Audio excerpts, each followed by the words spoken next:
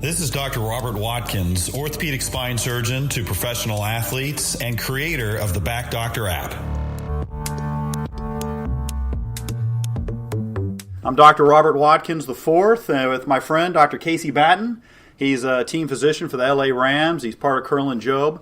Most of the time he's up in Westlake Village, and on Thursdays he's down here in LA at Curl and Job Orthopedic Clinic right down the road.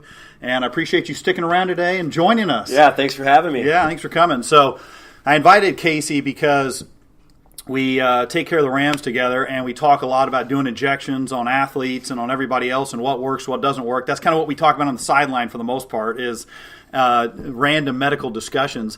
But I invited Casey because he has so much experience. You know, athletes are always on the forefront of treatments because they're under a time crunch and they got to get back to their job and as quickly as possible. And so in some ways they learn about things before the rest of us, but they're also susceptible to going all over the world and getting new treatments and people trying stuff on them because they're really under a time crunch and they got to get back to their jobs. So Casey's got a lot of experience with seeing what athletes have done all over the world and what works and what doesn't work, and he does biologic injections himself. And as we're exploring this topic, you know, you realize stem cells is a big topic, and it's not just about taking some stem cells and injecting it into somebody. And in fact, the more I look into it and investigate it, and the more I talk to people who are doing it and read all the papers and everything, is I've shifted my mindset to where it's not necessarily what cells are you injecting into somebody, it's whatever you inject, what is it eliciting in the normal person's body to cause the reaction you want. And that's where it comes down to injecting PRP and regenikine and all these other products. They have a very similar effect as stem cells because they stimulate a reaction in the human body to get what you want, the desired effect, to get some form of healing or anti-inflammatory. And so Casey's got a lot of experience with different body parts. He doesn't do a lot of spine. He generally leaves that to us. But every joint in the body, which is what most athletes hurt, and obviously he treats everybody. He takes care of the high-profile athletes, but he also takes just care of normal people, weekend warriors, and everything else. And so, is there anything else introducing yourself? Actually, you took care of the Cal football team. Yeah, I was a head team physician for the California Golden Bears, all 30 sports. So I was there. I was the head team physician for about 7, there for about total of 10 years. So when the Rams moved from St. Louis to Los Angeles, made the difficult decision to head south, but it's been great so far. So. Yeah, nice. Yeah. So you obviously have a lot of experience of every college sport and every injury they get and all the overuse injuries. That's great. So let's start out. We'll start out with the stem cells and. So going back, and we've got a wide audience. We got doctors, we got physical therapists, athletic trainers, chiropractors, and friends of mine and family and people just in pain and looking for some answers. And so a quick review of just stem cells. There's bone marrow aspirate cells that you get from the bone marrow, which are bone-derived. There's adipose, which are fat-derived, which typically you get from liposuction type of procedures. And then there's umbilical cord cells, which basically come in a frozen packet from umbilical cord, and you can it's an allograft, and you can keep it in a freezer in your office and inject that. And then there's also amniotic fluid, which potentially has some stem cells in it, as well as all the other proteins and factors that can stimulate this response in the body. And so, what's your main experience with stem cells so far? Yeah, like you said, it's a huge, tremendous wide field, right? And when people say stem cells, I think when I see a lot of patients and they say, well, I had a stem cell injection, half the time I ask them, what stem cells did you have? Yeah. And they can't even really tell me what it is. Yeah. And I think that's part of the problem with this is really the education of the public of what stem cells are and what they aren't, and where they're coming from. And when I see a patient and I'm going through all their options, I really like to discuss, like you said, is first of all, what am I trying to heal? What are we trying to get better? Yeah. And then you kind of go pick, the stem cell, the PRP or what have you, and we'll talk about PRP later. But for stem cells, there's a lot of people in our group who do a lot of the bone marrow aspirate concentration, the Bmac, if you will. Yeah. I do not do a lot of Bmac, not that I don't think it works. It's just part of my practice and the invasiveness part of it and the time consumption. And so what it takes to get the Bmac is bone marrow aspirate. Right. You got to stick a needle into someone's hip, typically, their iliac crest, and suck blood out, spin it down, and get all the bone marrow, the thick cells out of it, which has bone marrow. Yeah. But also, and what are some of the downsides about bone marrow aspirate? Well, believe it or not, I mean, it sounds pretty kind of medieval to put a big needle and drill into somebody's pelvis and take out bone marrow. If it's done right, it's not actually as painful as you think. Yeah. Some people will have a little soreness after the fact, but it sounds a little worse than it really is in reality, but it is invasive, right?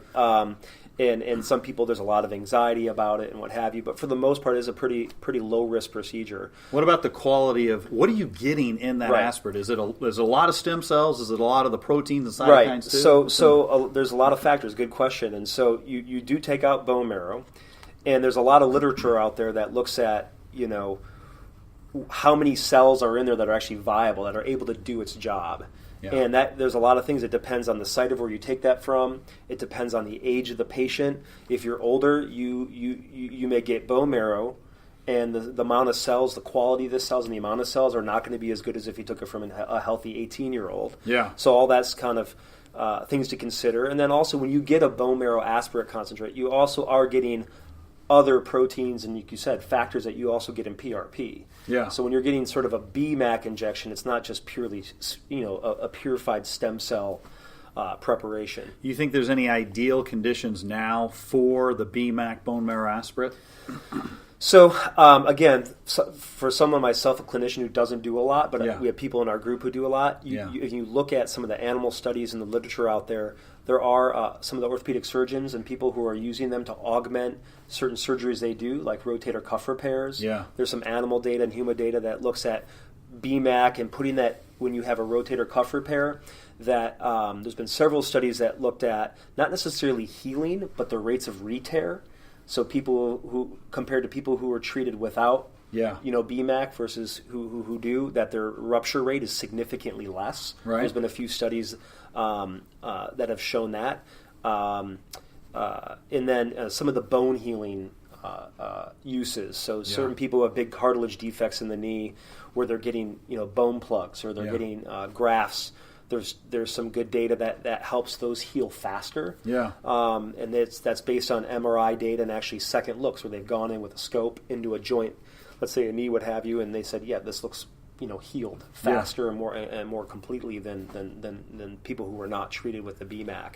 And some of those cartilage defects that the stem cells get injected into, I know some of the MRIs look okay, but there is some question as to what's the quality of the cartilage, isn't it? Because they call it hyaline-like cartilage. Right. It's not exactly hyaline perfect cartilage. It's like it, kind of scar tissue cartilage, but maybe still is functional. Yeah, right. And if you look at I would say old techniques that are still used, the microfracture, some of you might have heard of that, where you have a cartilage defect, and depending on the size, you go in and you basically drill holes or poke holes to get the area to bleed, and it scars in, and you get hyaline-like cartilage. So it's not going to be normal cartilage, but there at least is some protective tissue there to bear load and protect the underlying bone. But kind of jumping to the chase here, to the punchline, I think with stem cells, I think the biggest misconception out there, and probably if anything, the biggest take-home point to me is I have a lot of patients coming to me saying they saw another provider and they have bad arthritis typically, and they say, well, we're gonna heal that with my stem cells. Right. And I think the biggest thing to understand is there is no good data that shows that you can actually reverse or heal cartilage. Right. Or at least to make it back to normal. Right. Or to completely regrow another tendon or regrow another ligament. Yeah. There are parts of medicine out there with stem cells, and you look at kind of in cardiac and other things, and nerves and what have you, where you can actually engineer things, but we haven't really seen that in the orthopedic world. Yeah, one of the big things with joints is the mechanical environment. Once that starts to deteriorate and you get instability of the joint, well, it doesn't matter what you inject in there. It's still falling apart. And so Mike Banfi, another doctor for the Rams that we talk to a lot, says he does osteotomies where he corrects the alignment of the bone and then does some Bmac stem cells, because he's corrected some of the mechanical deformity in addition to the bone marrow, which certainly has some possibility. Mm-hmm. Have you seen any problems, disasters, complications with Bmac? I think we mentioned over the phone about the potential urban myth about muscle growing in somebody's knee joint from a Bmac injection, which we had both heard, but we couldn't remember where we heard it from. Yeah, I was trying to look it up, and I think some of that might be a little bit of an urban myth. Now, there has been some instances where they've taken stem cells, and I don't remember recall if it was from bone marrow or not, but they were. We can talk about this later when we talk about safety, but they were culturing them in a dish. Yeah. And they said there were some, they grew sort of some abnormal tissue, right, kind of out in vitro, outside the body. So we can mention that now. Someone asked us a question about tumor genicity and markers for, is this thing becoming a cancer? If you inject stem cells, does it become a cancer? And can you mark for that to know, to screen out those cells or not? And I might have run across the same study that basically said if the processing is short term, like 3 to 6 weeks, they did not see any tumor genicity in cancer cells. But if it was more like 3 to 6 months, they did start to see some. So how long you process the cells and let them grow outside of the human body may determine how likely they are to become cancerous. Yeah, that's part of it. So there's multiple things. One is sort of what your stem cell source is, right? Yeah.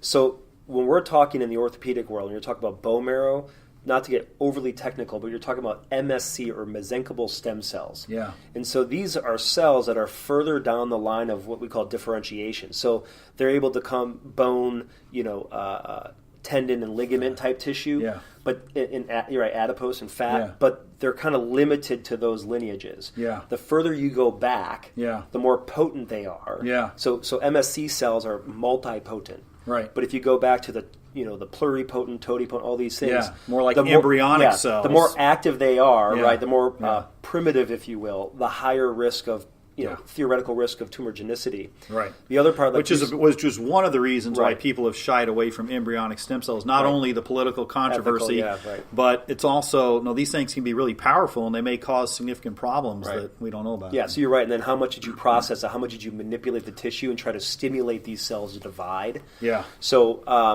I think there are some definite risks with that we don't know. And then in terms of the MSC cells that we're pretty much talking about tonight, we don't know of any significant increased risk of cancer with these types of injections. Now, the follow-up time period has been rather short in a lot of these studies, 1 year, 2 years. Some people are saying we need to go out to about 5 years to really see if we're seeing any kind of changes. Yeah. But of all the cancers that have been seen in patients who have had these injections, I think one was prostate cancer, the other was something else that was determined not to be related to the injection. Right, it's probably going to happen anyway. Right. And maybe stimulating inflammatory reaction in the body could have triggered it to happen a little bit sooner, but that's kind of a stretch. Let's pivot to what you do. So you do amniotic fluid injections? Yeah, so I do a thing called amnion or amniotic fluid injection, which I also see a lot of patients come in and say that they've had amniotic stem cells. And there are, at least in the past, there were parts of, so what is the amnion? Amnion is that sac that surrounds the baby. Yeah. And within that sac is the fluid, and that's the fluid, right, the baby breathes. But within that fluid and actually within the lining, the actual amnion itself, is a very concentrated milieu of growth factors. Yeah. And so the one that you can use now is purely just unprocessed, flash frozen, cryopreserved, we call it. Let me ask you a technical question because it's been a while since I delivered a baby. Yeah, right. Is it the afterbirth? Where do you get it from? Or do you aspirate it? So it's from so when you they get the aspirate it before the baby's fluid, born? Yeah, and they take it out from the amnion that's left. Yeah. Before the gotcha. Okay. All right, good. Refresher. All right. So the placenta there's parts of it. There's placenta. Placenta side, baby side. Yeah.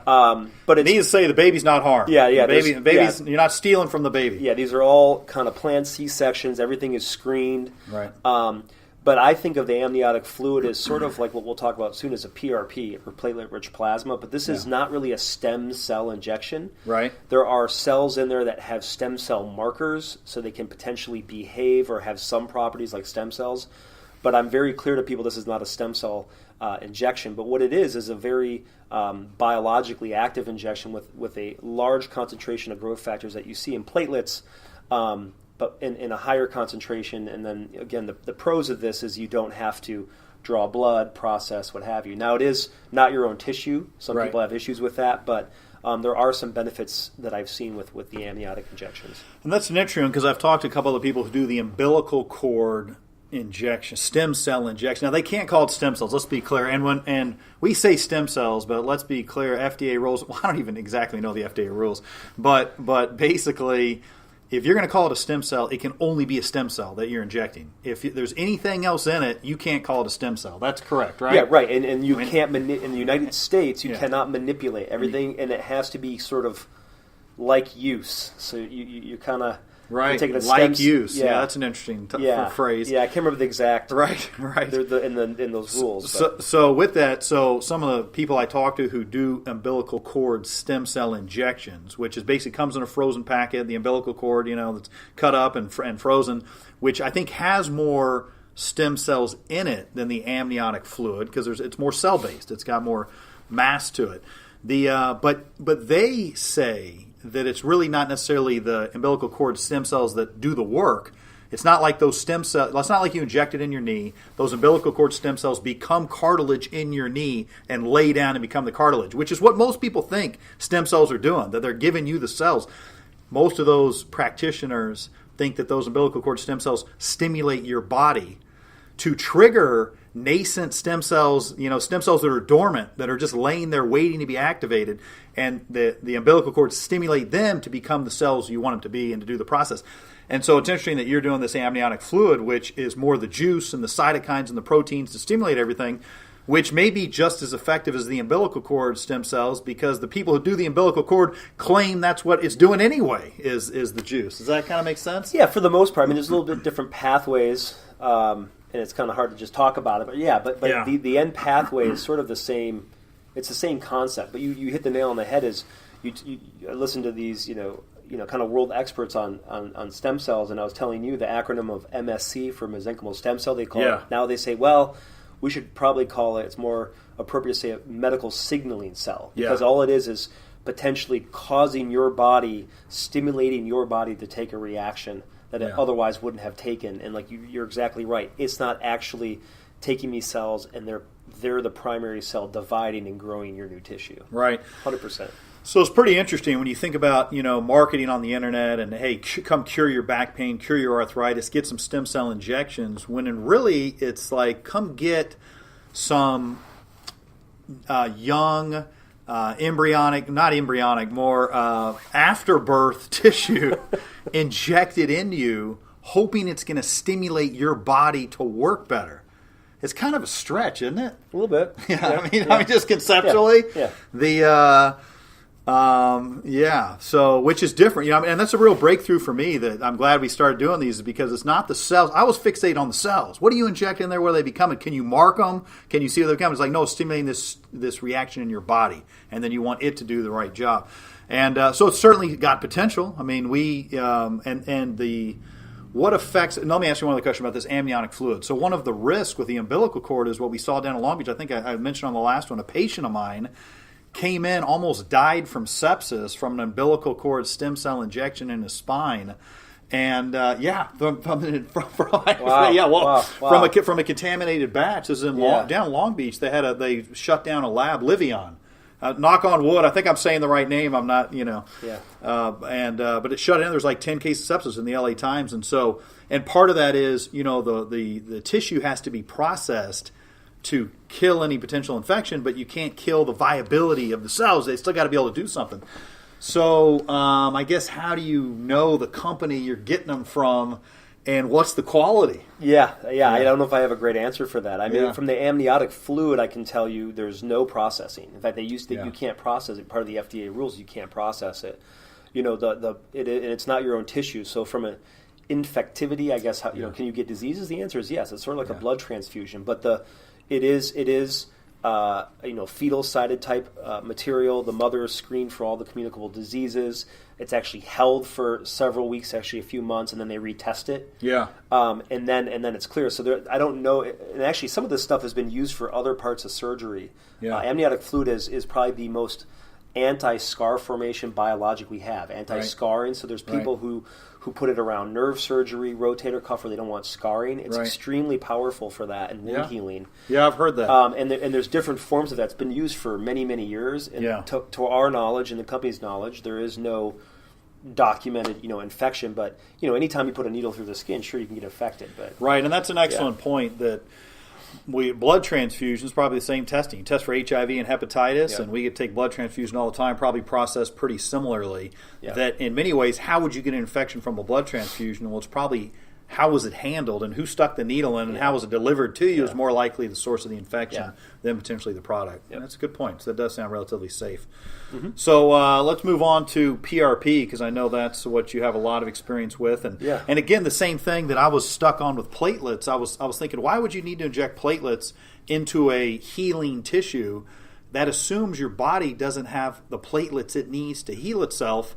That was my thinking 3 months ago, realizing now it's not necessarily the platelets, it's what are the platelets doing to your own body. Right, exactly. Yeah. I mean, if you look at the phases of healing, bone, tissue, like soft tissue, like tendon or ligament, there's sort of these 3 phases, right? So there's this initial inflammatory phase, and then a couple days to weeks later, then you get this proliferative phase, proliferative phase, and then you kind of get this remodeling maturation phase that can go out for months. And each of these phases is regulated by its own little set of chemicals, right? And cells. And so depending what the injury is, how old the injury is, where it's at, you can use things like PRP to help, I would say, augment your healing response. Yeah. And so, what PRP is, or platelet-rich plasma, a lot of people have been hearing about this for years. The simplest definition of that is you draw blood, you put it in a centrifuge, you spin it down, you take a certain portion off the top that has concentrated platelets. Yeah. And within platelets are these little granules full of these growth factors that can help augment and assist healing. To have more complete healing and faster healing. Right. But the problem is that just like the stem cells, and especially PRP, there is a wide range of PRP out there. Right. And it's not created equal. And the types of PRP you use for a certain type of certain condition also vary. And so when you look at the research, and the difficulty in coming to conclusions is, you look at one study that looked at, let's say, knee arthritis. Well, they might have used a completely different type of PRP than the other study. And so we're getting better at learning what conditions respond best to this certain type of PRP. Yeah. So what do you use right now? What have you found is the most effective for PRP? Yeah. What conditions? Yeah. So I would say, the vast majority of PRP I use is for mild to moderate arthritis. Yeah. Pretty much in any joint. Shoulder, elbow, knee, ankle, foot. I mean, really, pretty much any arthritic joint you can use PRP in. So basically, now will you do that instead of a cortisone shot, or will you try the cortisone if it doesn't work, then do the PRP, or how do you work Typically, for me, it's some of it's patient preference. Now, if a patient is not adverse to a cortisone injection, I'm still often starting with cortisone. I may start also with some of the lubrication, the hyaluronic acid, lots of different names out there. Even though there's a lot of literature and people say that doesn't work, I do think it works. But usually I add PRP in as sort of that second or third stage of treatment if they've sort of failed the others. Does insurance cover PRP? As of right now, no. Typically not. Yeah, they will cover hyaluronic acid for 2 injections a year or something. They get it. Usually it depends on what you're doing, but every 6 months, it just depends on what you're injecting and what your insurance is. Some of the insurances have backed off on covering that. Yeah. But the costs have come down. It is more reasonable. Right. And the PRP, do you think the PRP is an anti-inflammatory or regenerative? I think it's purely symptomatic. To go back to my point, I don't think of PRP, and I'm very clear to people that this is not going to reverse any damage in your joint. This is for pain. This is to decrease pain and potentially increase function, because that's what you're looking at. When you look at arthritis research, you're asking patients, how do you feel and how happy are you with your function? It's not really regenerative. There is some evidence with Bmac and PRP potentially that you might slow progression, maybe, of kind of cartilage breakdown. It may stabilize cartilage to some degree. More research is needed, but for me, it's for pain. And for mild to moderate arthritis, otherwise known as aging, how much do you think people should just come to terms with they're getting older, they're aging, they should slow down their activity and don't push their joints as much, versus getting an injection, feel better for 3 months so they can keep getting out there and kicking butt every day? Yeah, it's a good question, because like you said, in the professional athlete, you're doing these things to get people back to very high level sport. And the real reality is most of this time is to get people back to to their normal daily activities, Right. to be able to do laundry, do the dishes, go shopping, get to school, get to work. Those are pretty reasonable. Yeah, they're reasonable. How right? much do you see? How much do you see unreasonable? How many patients do you get a week that come in and you go? I don't know how many, but you're just delusional. Yeah, I mean, I spend a lot of time. I'll tell you, I spend a lot of time talking. I have a lot of people come into my office with, let's say, an end-stage arthritic knee, and they could even be relatively younger, even in their 40s, 50s, 60s, and they come in and say, they're dead set, I want PRP. Yeah. It's going to fix me. And, at the end of the day, PRP, we talked about safety with stem cells. PRP really doesn't have any of those risks that stem cells have, and so we know it's very, very safe. But, it costs people's hard-earned money. Yeah. And it's not going to work for everybody. And if you have a real, let's say, an end-stage arthritic knee, if someone really says, hey, I want to take my money and I want to do it, is it going to hurt me? The answer is no. Yeah. Could it help me? Well, it's kind of like that Dumb and Dumber quote, so you're saying there's a chance, exactly, right? Yeah, exactly. sure. One in a million. Yeah. So, right. so there, maybe it'll help you. And so if someone really, really wants to do it, sure, sometimes they'll talk me into doing that. But I do, like to answer your question, I do spend a fair amount of time talking people out of it because I just don't think they're good candidates. Yeah. And in those regards, it's one thing if somebody has cash and they're paying cash, they can afford it. Hey, you want to try it? Sure. And if you want to get one every 3 months, and even with the 30% placebo effect, remember that 30% of injections, people are going to feel better 30% just from the placebo. Well, is it worth paying $1,000 every 3 months to feel better for 3 months? It may be. But let me ask you this. From a societal perspective, and one is an insurance company. We all pool our money together for the insurance. Should we all pay for that person to get a 30% placebo effect for 3 months? Yeah, that's you put me on the spot. I mean, it's hard to say, right? I mean, a yes or no. Yeah, no, I mean, probably not. But I mean, I would say though, if you look at some of the, we look at studies, level 1 being kind of the best down, to the lower levels. There are some level 1 studies out there for mild to moderate arthritis that PRP and Bmac and these things is effective. The other thing I talk to my patients is, we have data, at Curl and Job, and we like to do things based on data, not just because. Right. And we have hundreds, if not thousands, of patients that we've tracked their response to these injections. Yeah. And it's pretty interesting. There's also national repositories of data. Yeah. And ours perfectly match kind of their pain reduction curves and their function improvement curves. Mm-hmm. And so for us, kind of my spiel for someone with mild to moderate arthritis, if your average pain level is a 4 or 5 out of 10, we can get you down to about a 2. Yeah. And we might get you better for 6 to 12 months. Yeah. So, you could say it's pretty good. Right, a 50% pain reduction, but that's a 4 from a 2. Right. I'm not taking you from an 8 to a 4 or a 10 to a 5. Yeah, right. It's a 4 to a 2. That's a good point. Right. Because 2 points in a 10-point scale is questionably of clinical significance when we do our research studies. Right. But for the person, would you take a 4 to a 2? Yeah. Right. Yeah. Who wouldn't? Yeah.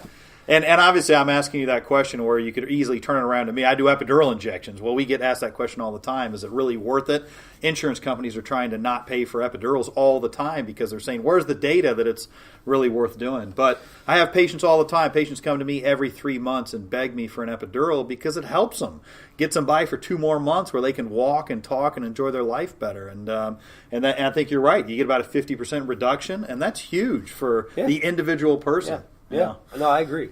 What about Regenokine? You got any experience with that? You got any experience with any athletes going over to Germany, getting orthokine, getting any stuff and coming back? You think it works? You think there's benefit? So I mean, again, it's all the Regenokine, orthokine. There's one of them that was developed in Germany and is done in Europe, and then there's a version of it that's done in the United States. Because here again, we're bound by certain FDA rules on how you manipulate tissue and. I definitely have had athletes that have, again, most of the time this is for degenerative joint conditions, arthritis. I think the results are all over the board. I've had some patients that come back and they swear by this and they go every off season and they go to Germany and they spend their several days, they go on vacation and get their injections and they come back and they feel great for the season. Yeah. I've had several of athletes that have done that for years. Yeah. And these are high level, multi-year, NFL vets. And they've come back and we've done PRP or amnion injections, and they say, this is 1,000 times better than what I had in Europe. So, again, these are just case reports. Yeah. I wouldn't say I have tons of data on it, but, it's a process. Yeah. There's a cost, there's a time, and what do you think of the general idea? I've got friends of mine and even patients who say, well, the FDA holds everything down in America. Nothing, we can't develop anything in America because the FDA, you go to Europe, they got all this great stuff, and they're doing so many great things. Why isn't it here in America yet? Yeah, I mean, I think the answer is probably, for the truth, I don't know what you want to say, is somewhere in between, right? Yeah. The answer is that they are more lax, and so you see a lot of things done in Europe and other countries that wouldn't fly here, and really it's the safety standpoint. It's how much safety you have to, you have to prove how safe this is and how much leeway they give you in conducting these trials, and so I think it's better to be more towards us, but there's some things where we let them experiment on the Europeans, and then we bring it over here, and then we use it. But this stuff has been done for years. I think it's safe. The question is it any better than what we're doing? I don't think there's any hard data. Again. And then A2M is another one that's out that is basically a inhibitor of breakdown tissue, so maybe it allows some regeneration or anti-inflammatory. And have you seen any experience with A2M? I personally, I actually had a couple of patients who've had it in their spine. I haven't had anybody really. I've had a couple people ask about it for joints. But I don't really have much experience for it. But A2M, stands for alpha-2 macroglobulin, like you said. It inhibits these proteins that break down things that make cartilage, and so it's potentially supposed to, slow breakdown of cartilage and other tissues. But I personally don't have a lot of experience. So it sounds like those basic things that are being used now, A2M, rogenokine, PRP, and even the amniotic fluid are stimulating this reaction in the body, and then they all are probably working similarly, but it's such a fascinating process because the amount of proteins and cells in the body, the growth factors that stimulate angiogenesis, blood vessels to come, healing tissues to come, the scaffolding to come. There's so many factors that what are you injecting and which one is it affecting? Is it affecting 1 or 5 or 10? It's so multi-layered and multifactorial that's why you're going to see 20 different products out on the market. And I think one of our purposes really, because Casey and I both see that people are just vulnerable to, everybody's in pain, everybody's getting older, everybody's tired, everybody wants to feel like they did when they were 25. And so getting these injections, these different products to stimulate your body to feel better, we all want it. And they all kind of are on this spectrum of they've all got some utility as long as they're safe. Just part of it is just make sure you're not overpaying for something that is being overpromised when we don't really know necessarily what it's going to do. Yeah, I mean, you hit the nail on the head. I mean, that's kind of one of the most exciting parts for me being here today. Was kind of early on. Is there are people out there who are misrepresenting of what this is. And to the degree that it actually may help you. And so, like you said, there's people that are desperate for just anything, and I totally get it. And I think there's a role for all of this. But we all work hard to earn our money, and before you spend potentially thousands, tens of thousands of dollars on some of these things, I would be very careful with it because a lot of the stuff that I do actually is probably some of the cheapest things you can do. PRP is pretty cheap. You can get it from a blood draw, spin it down, inject it back in. The costs are variable, but they're all usually in the upper hundreds to the highest I've heard is maybe 1,600 in the area. And again, not all PRP. And you got to be careful too. Not all PRP, and this is one point I should have made earlier, is not all PRP is created equal. And so there are different systems and different processes. Is the person injecting it with guidance? Are they using ultrasound to guide this? Are they using fluoro to guide this? Because these are expensive things. And if they're telling you they're going to inject it in, your tendon or your joint, bend over, we got it. And you have no guidance. You're not 100% sure where that's really going. And you typically use ultrasound? I use ultrasound to guide everything. Which is pretty, in the office you can, gotcha. I'm going to pivot one more thing because there's another topic that I'm interested in, especially in LA, is the whole systemic rejuvenation process of HGH, human growth hormone, a little bit of testosterone, a little bit of thyroid, these different things that are being offered, and to make people feel more alive and feel better. And I see patients all the time who they usually are embarrassed to tell me, And it's not until like I'm about to do surgery on them or I'm about to stick a needle and do an epidural, they go, oh, by the way, I've been taking HGH for 5 years. Is that going to make a difference? And it's fascinating because we don't really know what are the long-term effects. There's a lot of people who take them and think they have no side effect. And I know a lot of doctors who tell patients and tell their friends and relatives it's fine to take. For me, one of the questions is, what's the end point? Like, okay, I'm 47 now, and I'm more tired in the last 5 years. Well, if I'm going to start taking it, when am I going to stop? When is it going to be okay to feel 20 years older, than you want to feel? And so, what do you have any experience? And the athletes obviously is not allowed in the NFL or the MLB or Olympics. But do you have experience, I guess? What's your experience with HGH and testosterone? Yeah, obviously, there are doctors who manage these things, right, and prescribe these things. And if we check our levels, we're all going to have testosterone levels and HGH levels, that are dropping. Yeah, dropping, or they look at these ranges and they range. Some of these ranges, depending on what lab, are they're within 100. It's huge, right? Yeah. So someone may get what's your T? Yeah. What's my testosterone level? And right. they might be 300 and the limit is 1500, right. But even though it's totally normal, yeah, there are people who say, well, what if yours is 600, 700, 800? Right. And we find out with a lot of poor wife. Yeah, right. We find out though is that these normals are over a population. It's like right. vitamin D. Right. What's an optimal vitamin D? We used to think you have to more is better. In fact, now it's coming full circle. Actually, more can be harmful. Really? With vitamin, we don't know what happens to the kidneys and other things, and yeah. so. Is a little bit more better. We don't know. Yeah. And so, HGH, originally we were talking earlier before the podcast, this presentation here that, is there a role for rehab, but maybe not for performance enhancing? And, yeah. There's right. people who swear by it, but... well, that's one of the interesting questions is if you have an injury and you take some HGH to rehab that injury... Yeah. And then stop it once you're better, and it shortens the time of your rehab by 25, 30%. But then you get off it. The versus, are you taking it for a lifestyle? Yeah. And I think that's a good distinction that sounds reasonable. The hard question is who's going to get off it once you. Yeah. Like I said, when are you going to stop? Yeah, you said if you feel better, are you going to stop it? And you're yeah. right. I mean, we don't really know. I think our bodies are pretty smart. Yeah. And if my right. level is still within normal, I tend to trust my body, and so make no mistake, I don't advocate for any of these things, unless there's a real underlying medical condition or real true deficiency. Yeah. Are they safe? It's hard to say. The problem is what else are you taking? And a lot of these things, there's these over-the-counter supplements. That's a whole other subject that right. are just. They say it's HGH or it's going to boost your testosterone or it's going right. to convert X, Y, and Z to testosterone and DHEA and all this other stuff. But this stuff is not regulated by the government. Right. You have no idea what you're getting in that bottle. Right. And so if you're participating in any sport or work that drug you have no idea. I mean, it's happened. It's happened. People pop for things they had no idea they were taking, and they're held responsible. Right. And to that degree, like if you boost your testosterone level or HGH level, what about all the other levels? What about your thyroid level and what about every other hormone working in your body? Now you're going to be out of balance with that. What's that going to do to the whole system? Yeah. I really have no idea.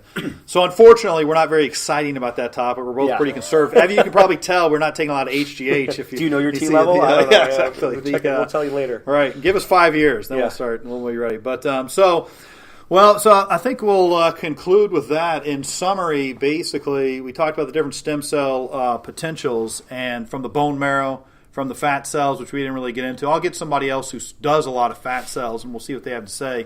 The umbilical cord, the amniotic fluid, which Casey does do, which has some ability to stimulate the cells in the human body potentially, and sounds like it's pretty safe overall, similar to a blood transfusion potentially as far as risks go. PRP is the number one thing that he's doing because, one, you can get it from blood, spin it down, relatively affordable for most people and safe. I haven't heard really of any downside to PRP, and so it actually sound. So I guess our debate wasn't too stimulating because you're actually a pretty reasonable guy. Aren't you injecting anybody's eyes or earlobes or anything weird? So I hope that's been helpful. And if we can help out in any way, I put our office numbers in the link, and especially for biologic injections, feel free to call Casey, and feel free to if you have any comments, put them at the bottom of this thing, and we'll respond to it. And I hope that's been helpful in some way, and hope you guys get to enjoy your Thursday night and Memorial Day weekend. Thanks for coming, Casey. Yeah, thank you for having me. Yeah. Yeah. Go Rams. That's right.